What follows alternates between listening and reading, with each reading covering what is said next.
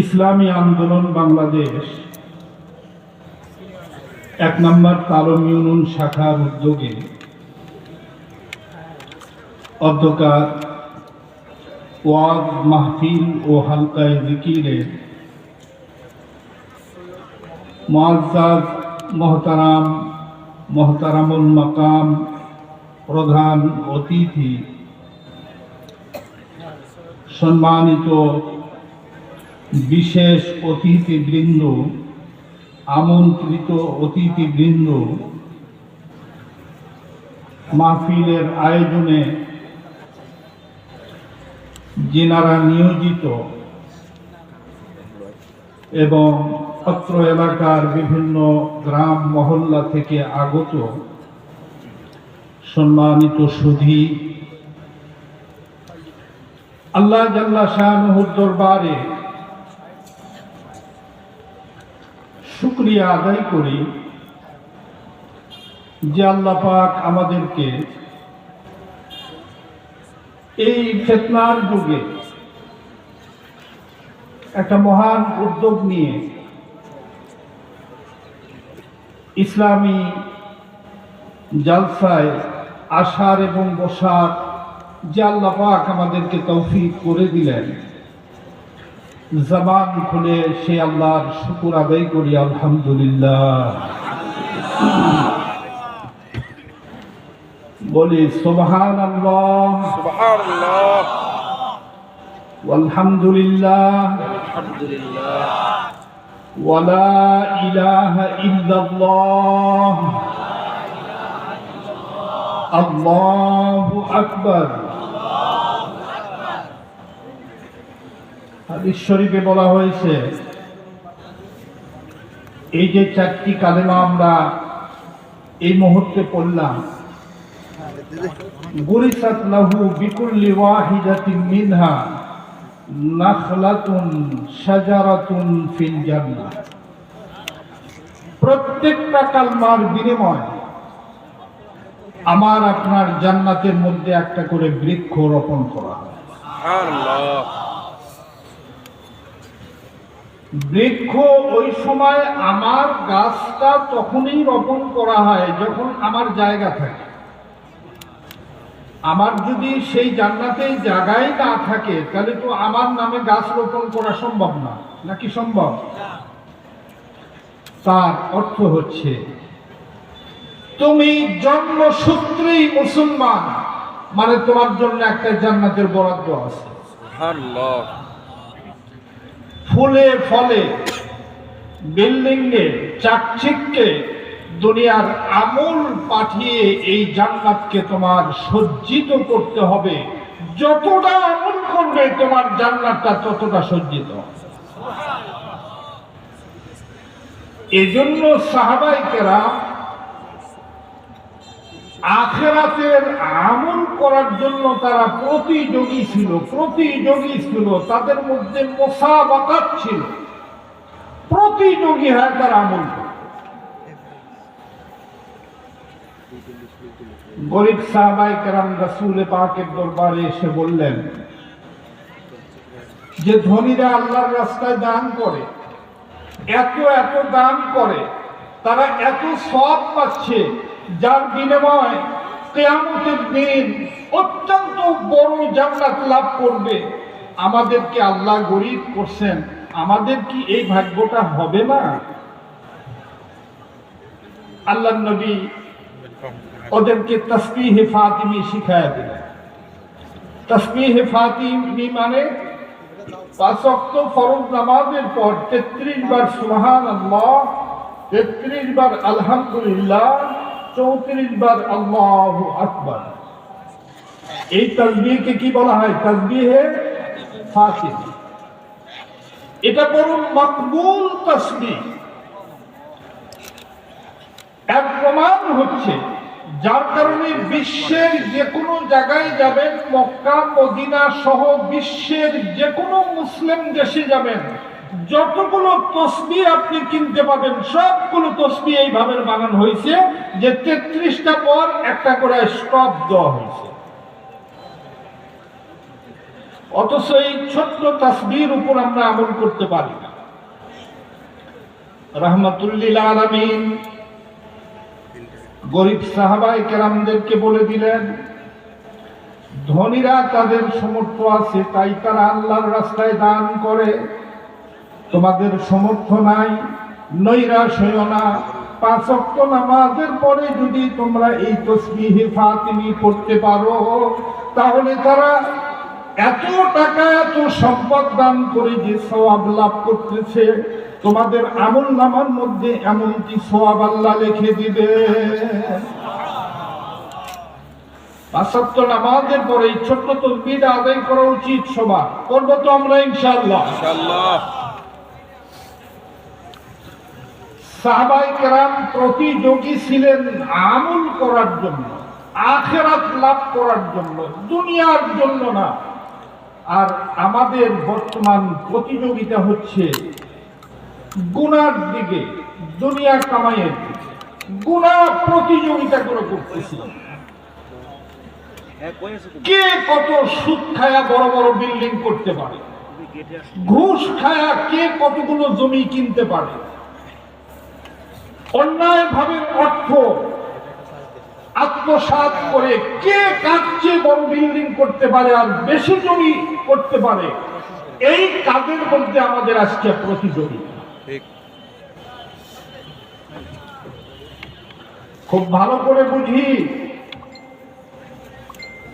আমার আপনার ভোট দিলাম এমন একজন এমপিকে,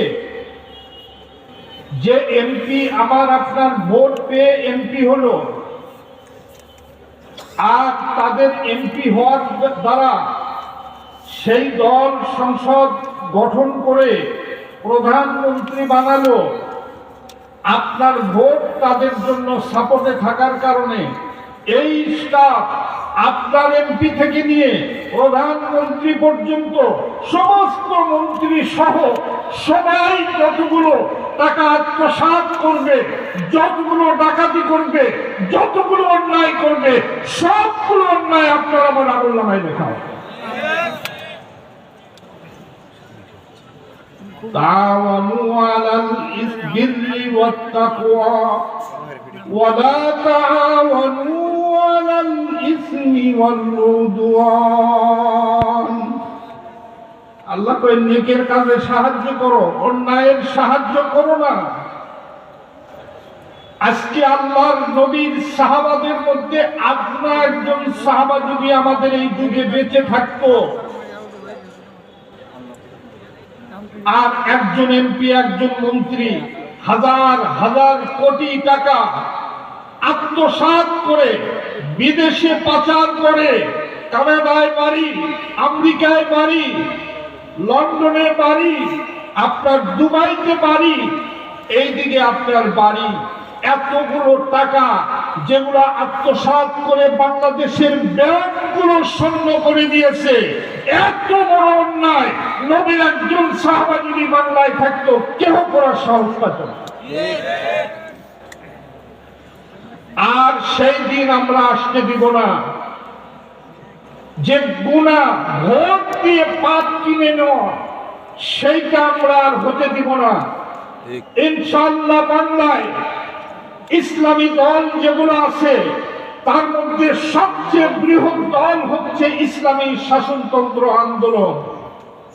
আমাদের এই দল বাংলাদেশে, আমার আপনার এলাকায় যদি সেই দলের কোনো সদস্য থাকে, আমার ভোটে সে নির্বাচিত হবে কি হবে না এইটা আমার দেখার নাই। আমাদের জন্য ফরজ হবে এই ইসলামী দলকে ভোট দেওয়া, চোরদেরকে ভোট আমাদের বর্জন করতে হবে। আমি আপনি নামাজ পড়ি, আমার আপনার নামাজ যে কবুল হচ্ছে এর কোনো প্রমাণ আছে কি আমাদের কাছে? কিন্তু তাই বলে কি নামাজ পড়া বাধ্য হয়ে যাবে? এটা আমার দায়িত্ব, এই ফরজ আমাকে আদায় করতেই হবে। কবুল করা না করা আল্লাহর দায়িত্ব। ভোট আমাকে দিনদার মানুষকে দিতে হবে। তাকে এমপি বানান না বানান এইটা হচ্ছে আল্লাহ পাকের হাতে। কুলিল্লাহুম্মা মালিকাল মুলকি তুতিল মুলকা মান তাশা ওয়া তানজিউল মুলকা মিম্মান তাশা। যাকে ইচ্ছা রাজত্ব দেন, আর যাকে ইচ্ছা 1 ঘন্টার মধ্যে রাজত্ব হারা করতে পারেন। উনি হচ্ছেন কে? প্রমাণ তো আমরা দেখলাম। বাংলার মানুষের চিন্তা ছিল, যেভাবে প্রশাসনকে সাজাইছে, যেভাবে বাংলাদেশের দলীয়করণ করছে, এই সরকারকে আর নামানোর কোনো পথ নাই। 42 সাল পর্যন্ত এই রকমের কথা। 1 ঘন্টা লাগলো না। ওয়াতানজিউল মুলকা মিম্মান তাশা। আল্লাহ বলেন, এই টাকা আমি আল্লাহর হাতে ঘুরে, আমি ইচ্ছা করলে একটি মুহূর্তে আমি তার রাজত্ব খতম করে দেব। বাংলার হাসিনা আর সিরিয়া বাশার আল আসাদ। ঠিক, চিন্তাই করা যায়। এই জিনিসগুলো একথার লক্ষণ আমাদের সামনে আনতেছে যে অচিরেই বাংলায় দিনদার মানুষের একটা শাসন আসবে ইনশাআল্লাহ। ইনশাআল্লাহ। আমাদের মুহতারামুল মাকাম চরমনাই পীর সাহেব দামাত বারকাতুহুমুল আলিয়া, ওনার দল থেকে যদি কোনো প্রার্থী আমার আপনার এলাকায় থাকে, সংসদ নির্বাচনে হোক, পরিষদ নির্বাচনে হোক, এই দলের কোনো প্রার্থী থাকলে আমরা অবশ্যই তাদেরকে ভোট দিব ইনশাআল্লাহ। দিব তো? সাহাবায়ে কেরামের প্রতিযোগিতা ছিল হচ্ছে নেকামুল করা, আর আমাদের প্রতিযোগিতা গুনাহ করা, দেশের সম্পদকে আত্মসাৎ করে ব্যাংকগুলো খালি করে দেওয়া। এত বড় ডাকাত, তারপরে দাপটের সাথে প্রতাপের সাথে তারা ঘুরে বেড়াইছে। ঠিক। এই যে মন্ত্রী সিংরা এত টাকা কি করবে? এত টাকা কি করবে? এই হারামি টাকা উপার্জন করে জীবনে যদি প্রতি বছর হজ করে, প্রতি মাসে যদি উমরা করে, 9 ওয়াক্ত নামাজও যদি পড়ে, আর এই সম্পদগুলি যদি ভোগ করতে থাকে, সে এত কিছু করার পরে আল্লাহর দরবারে হজ, নামাজ, রোজা কিচ্ছু কবুল হবে না। অবশ্যই তাকে এগুলোর হিসাব আল্লাহর কাছে দিতে হবে। ঠিক। আল্লাহর নবী, আল্লাহ পাক কোরআনে কারীমে সূরা তাহরীমের 6 নম্বর আয়াত, যেটা আমি তেলাওয়াত করেছি, এই আয়াতের মধ্যে আল্লাহ পাক নিজের দলের মানুষকে ডাক দিয়ে একটা কঠিন সতর্ক বাণী বলে দিয়েছে।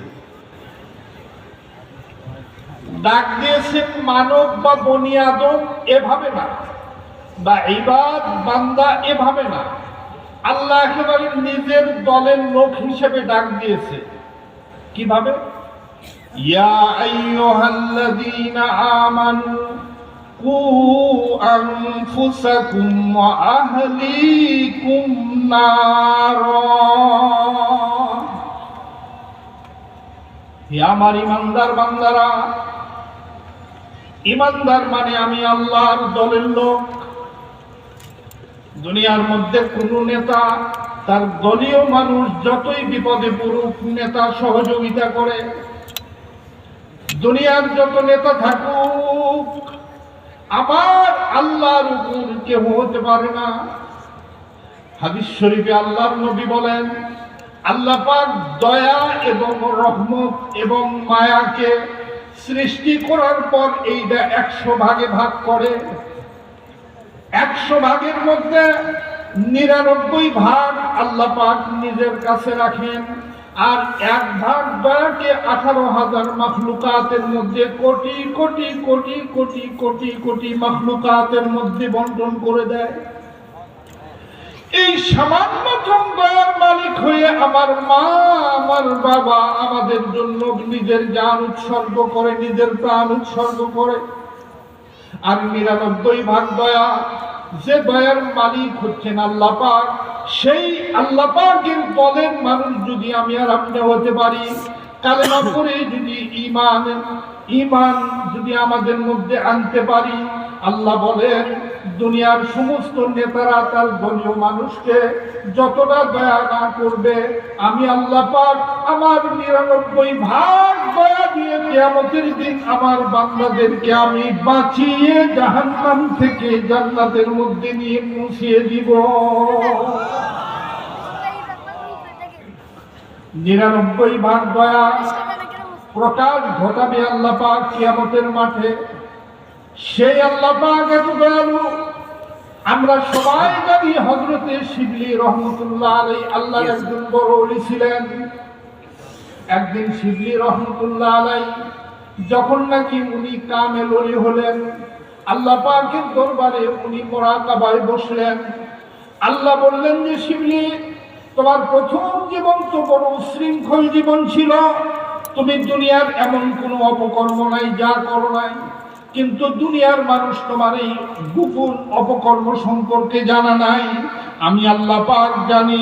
শিবলি, যদি আমি তোমার সেই অতীতের গোপন কথাগুলো মানুষের মধ্যে যদি আমি ফাঁস করে দিই, তাহলে কোনো মানুষ কিন্তু তোমার পীর বলে মানবে না।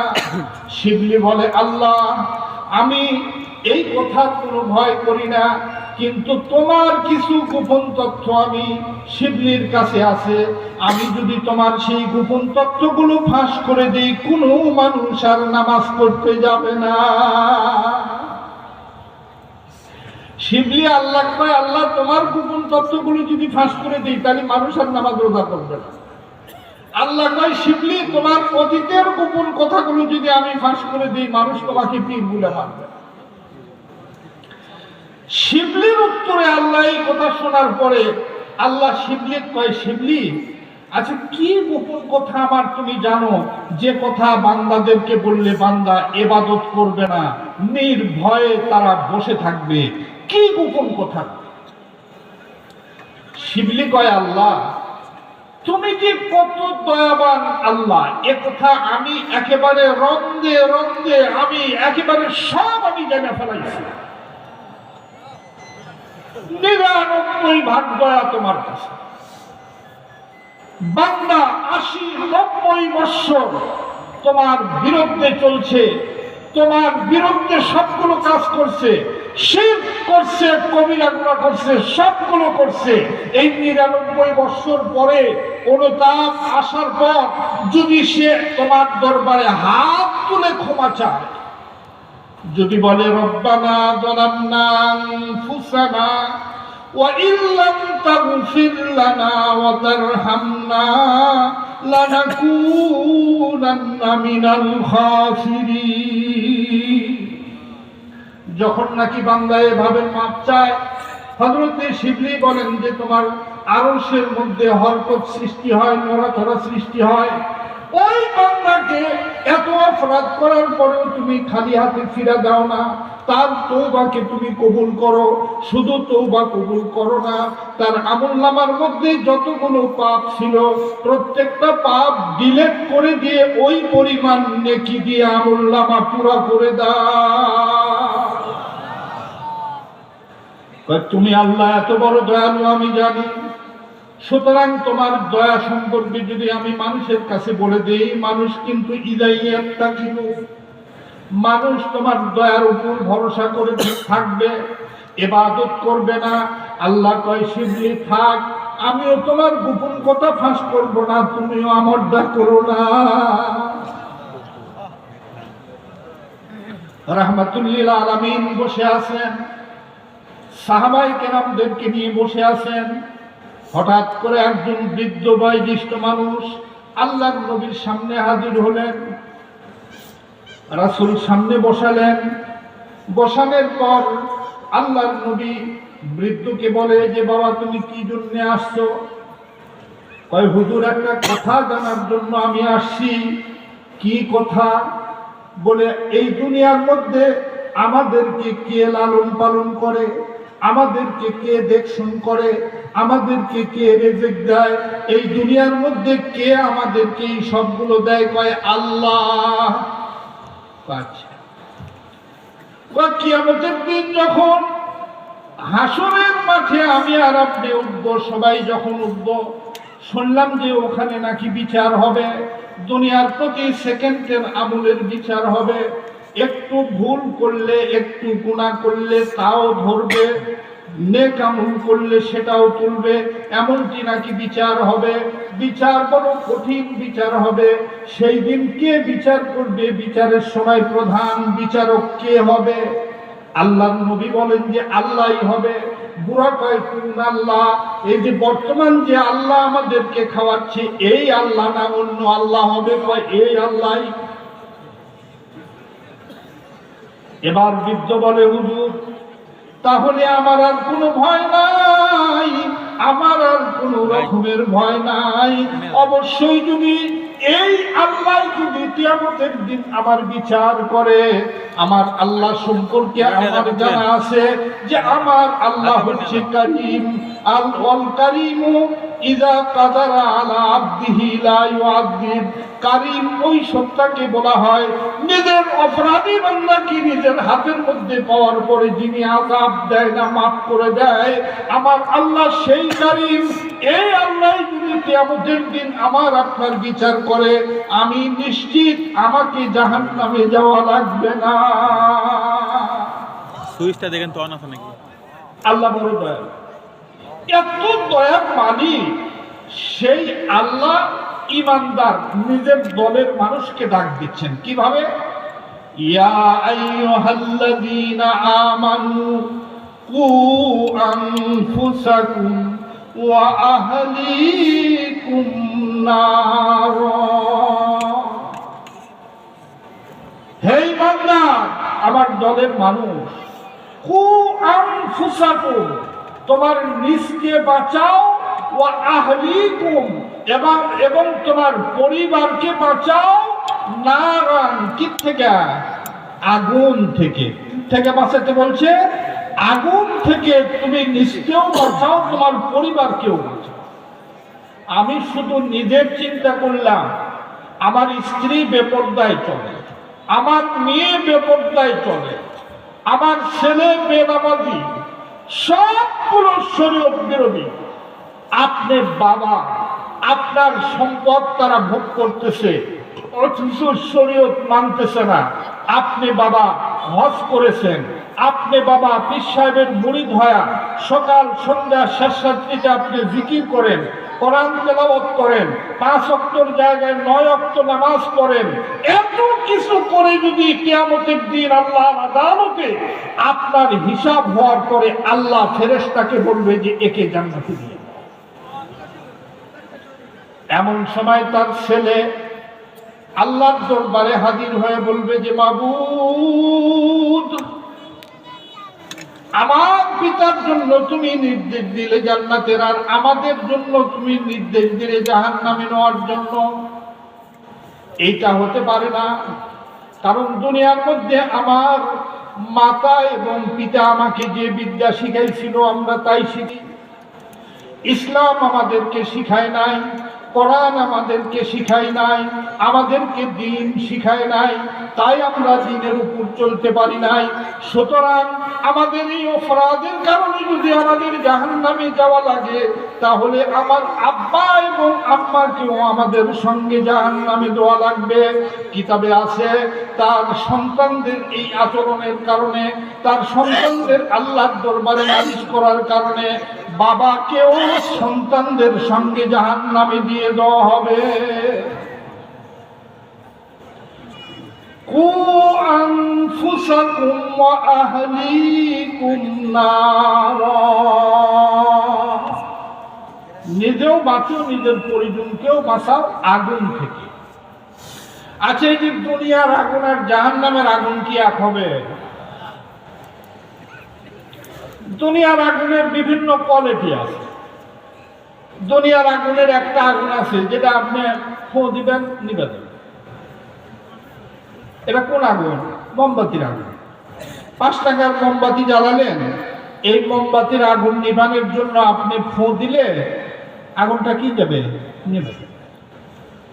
এই হলে একবারে হালকা আগুন, কম পাওয়ারের আগুন। আবার আর এক রকমের আগুন আছে যে আগুনে আপনি ফু দিলে নিববে না, আরো জ্বলে উঠবে। সেটা কোন আগুন? চুলার আগুন। দেখেন চুলায় আগুন যখন জ্বলে না, তখন আমাদের মা বোনেরা ওই চোঙ্গা দিয়া ফু দেয় আর আগুন জ্বলে ওঠে, তাই উঠে না? তাহলে চুলার আগুন ওই আগুন যে আগুনে ফু দিলে জ্বলে ওঠে। আর এক রকমের আগুন আছে যে আগুনে আপনি ফু দিলে জ্বলেও না, নিবেও। সেটা হচ্ছে ইটের ভাটার আগুন। ওটা আপনার ফু পারলে কাম হবে, আপনার ফু দিলে জ্বলবেও না, নিববেও। কিন্তু ভাটার আগুন এত প্রখর আগুন হওয়ার পরেও এই আগুন নিভান যায় না। এমনি যদি 15 দিন আপনি খাদ্য না যান, আগুনটা এমনি নিভে যাবে। তারপরে আপনি যদি এই মুহূর্তে নিভাতে চান, ফায়ার ব্রিগেডকে খবর দিবেন। দমকল বাহিনী যখন আগুন মারতে পানি মারতে থাকবে, আপনার ভাটার আগুন আধা ঘন্টায় শেষ। আল্লাহ এই আগুন থেকে বাঁচার কথা কয়। আল্লাহ সেই আগুন থেকে বাঁচার কথা বলছেন, জাহান্নামের আগুন। যে আগুন দীর্ঘদিন থেকে প্রজ্বলিত, জ্বলতেছে। আর এই জাহান্নামের আগুনকে নিভানোর জন্য গোটা পৃথিবীর সমস্ত সাগর মহাসাগরে পৃথিবীতে যত পানি আছে সব যদি জাহান্নামের উপরে ঢেলা দেন, এই পানি জাহান্নামের তলদেশ পর্যন্ত যেতে পারবে না। এর আগেই পানিগুলো পুড়ে সাফ হয়। সেই জাহান্নাম থেকে বাঁচার জন্য বলছে, ও আনফুসাকুম ওয়া আহলিকুম নারা। এই আগুনগুলো কি দিয়ে জ্বলতেছে এখন?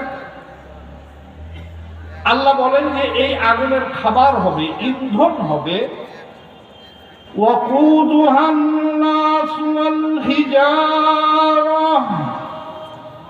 আল্লাহ পাক বলেন জাহান্নামের আগুনের ইন্ধন হবে, জ্বালানি হবে মানুষ এবং পাথর। চিন্তা করতে পারেন, আমরা তো 3.5 হাত মানুষ। এই মানুষকে তো ফালানের সঙ্গে সঙ্গেই নিশ্চিহ্ন হয়ে যাবে না। জাহান্নামে যখন ফালান হবে তখন আপনি 3.5 হাত বডি আপনার থাকবে না, বিশাল দেহ আপনাকে দেওয়া হবে। না হলে তো ওই আগুনের মধ্যে আপনি কুলাতে পারবেন না। আগুনে জ্বলতে জ্বলতে আপনার চামড়া জ্বলে শেষ হয়ে যখন নাকি আপনার হাড্ডিতে আগুন লাগবে, কুল্লামা নুজিজাত জুলুদুহুম বাদদালনাহুম জুলুদান গায়রাহা। আপনার চামড়া পুড়ে যাবে, আবার নতুন করে চামড়া চলবে আজাব। হযরত মুসা আলাইহিস সালাম একদিন রাস্তা দিয়ে যাচ্ছেন, দেখেন এক পাথর ঝরঝর করে চোখের পানি ফেলায় পাথর কাঁদতেছে। পাথর কেমনে কাঁদে এইটা আমার আর আপনার কান দিয়ে শুনতে পারবো না, কিন্তু পয়গম্বরী কান দিয়ে উনি ঠিকই শুনেন, ঠিকই দেখেন। হযরত মুসা দেখেন বিশাল একটা পাথর ঝরঝর করে পানি পড়তেছে, পাথর দিয়ে কাঁদতেছে। হযরত মুসা জিজ্ঞেস করলেন, পাথর তুমি কাঁদো কেন? পাথর বলে, আল্লাহর পয়গম্বর, আমি শুনেছি কিয়ামতের দিন যখন নাকি জাহান্নামকে খোলা হবে, এই জাহান্নামের খোরাক হিসাবে, জাহান্নামের ইন্ধন হিসাবে মানুষ এবং পাথরকে জাহান্নামের মধ্যে দেওয়া হবে। আল্লাহর পয়গম্বর, এই জাহান্নামের এত বড় কঠিন আগুন আমি পাথরের জন্য সহ্য করা সম্ভব নয়। তাই আমি দুনিয়াতেই কান্নাকাটি করতেছি, আল্লাহর কাছে ক্ষমা প্রার্থনা করতেছি, আল্লাহ যেন আমারে জাহান্নামে না দেয়। রাহমাতুল লিল আলামিনের কলিজার টুকরা হযরতে ফাতেমা, হাদিস শরীফে আছে রাসূল বলেন, ফাতেমাতু বিদাতুম মিন্নি, ফাতেমা আমার কলিজার একটা টুকরা। আল্লাহর নবীর মা হযরতে ফাতেমাকে এত ভালোবাসতেন, এত দয়া করতেন, এত মায়া করতেন যে কোনো জায়গায় গেলে হযরতে ফাতেমাকে না বলে উনি যেতেন না। রাহমাতুল লিল আলামিনের বাড়ি হচ্ছে মসজিদে নববীর মধ্যে, যেটা নাকি রওজা শরীফের এই বাড়ি। আর হযরতে ফাতেমা আলীর বাড়ি হচ্ছে মসজিদে হামামার ওই সাইডে, হযরতে মসজিদে আলী যেটা, মসজিদে আলী যেটা, এটাই ছিল হযরতে আলী আর ফাতেমার বাড়ি। হযরতে ফাতেমা আলীকে বললেন, স্বামী গো, চলো একটু আমার বাবার বাড়ি থেকে বেড়ায় আসি, আমার আব্বা জানের সঙ্গে সাক্ষাৎ করে আসি। হযরতে ফাতেমা আলীকে নিয়ে বাপের বাড়ির দিকে রওনা দিলেন। গিয়ে দরজার সামনে গিয়ে ফাতেমা আলীকে বললেন যে তুমি এখানে দাঁড়াও, আমি ভিতরের অবস্থা আগে দেখে আসি। ফাতেমা ভিতরে গেলেন, যা দেখেন দোজাহানের সরদার রাহমাতুল লিল আলামিন আল্লাহর নবী দুই হাত তুলে ঝরঝর করে চোখের পানি ফেলায়া কান্না করে যাচ্ছে।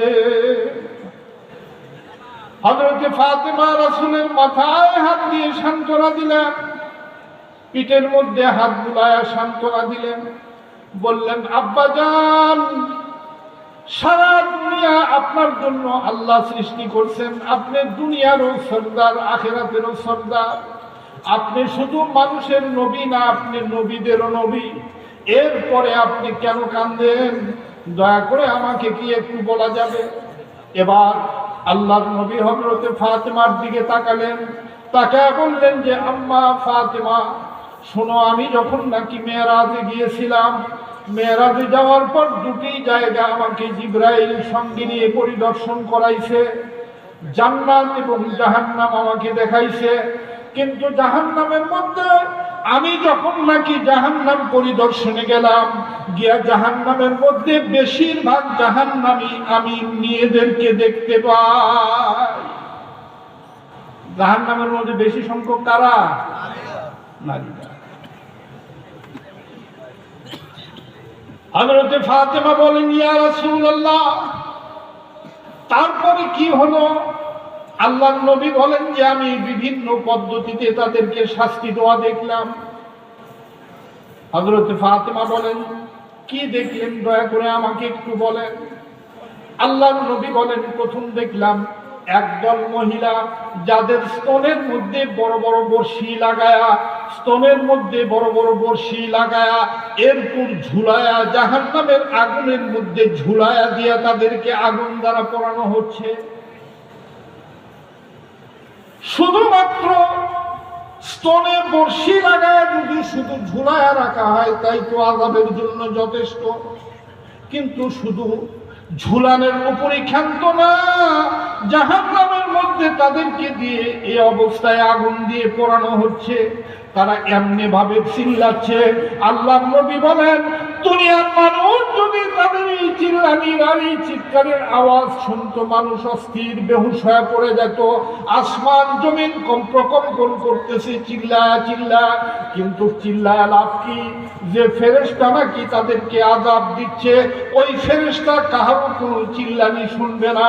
কারণ আল্লাহ কোরআনেই বলেছেন, আলাইহা মালাইকাতুন গিলাদুন শিদাদুন লা ইয়াসুনাল্লাহা মা আমারাহুম ওয়া ইয়াফআলুনা মা ইউমারুন। ফেরেশতাগুলো এত কঠিন স্বভাব দিয়ে আল্লাহ বানাইছেন। আল্লাহ যেভাবে আযাব দেওয়ার নির্দেশ দিয়েছেন ওইভাবেই আযাব দিবে। যতই চিল্লাক এদের অন্তরে একটু কোনো দয়া মায়া আসবে না। হযরত রাসূল বলেন, আম্মা জান, এই মেয়েদেরকে এইভাবে শাস্তি দেওয়া হচ্ছে। এবার মা ফাতেমা বলেন, আব্বা যান, দয়া করে আপনি একটু বলেন কি কারণে তাদের এই শাস্তি দেওয়া হচ্ছে? আল্লাহর নবী বলেন, এরা ওই মহিলা দুনিয়ার মধ্যে নিজের ঘরের মধ্যে নিজের স্বামী থাকার পরেও যারা পরকীয়া করছে। আছে না এই কাম দুনিয়ার?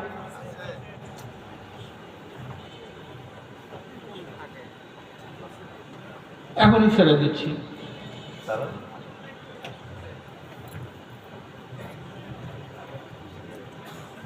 পরকীয়া করে না, স্বামী থাকে, তাদেরকে এই শাস্তি দেওয়া হবে। এখন আপনি চিন্তা করলেন যে ঠিক আছে, পরকীয়া যারা করছে ওই মেয়েদেরকে এইভাবে শাস্তি দেওয়া হবে, কিন্তু তুমি যে বউ থাকতে আর একজনের বাড়ির যা জাগির আছে, তোমারটা কি হবে? হ্যাঁ, পুরুষ পরকীয়া করে না? আরে মিয়া, ওই মেয়েদেরকে পরকীয়া করার কারণে